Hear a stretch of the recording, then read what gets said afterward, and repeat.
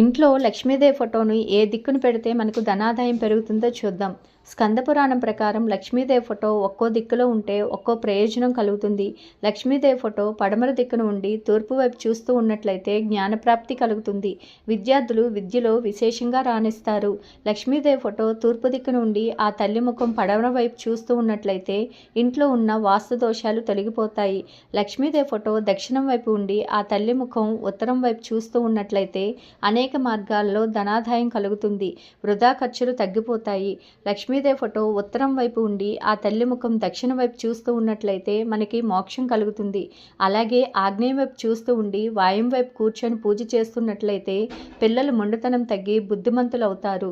అలాగే లక్ష్మీదేవి ఫోటో నైరుతి ముఖం వైపు చూస్తూ ఉండి మనం ఈశాన్యం వైపు కూర్చొని పూజ చేసుకున్నట్లయితే కుటుంబంలో యజమాని పెత్తనం బాగా జరుగుతుంది. ఇంకా మరెన్నో తెలియని విషయాలు తెలుసుకోవాలంటే నా ఛానల్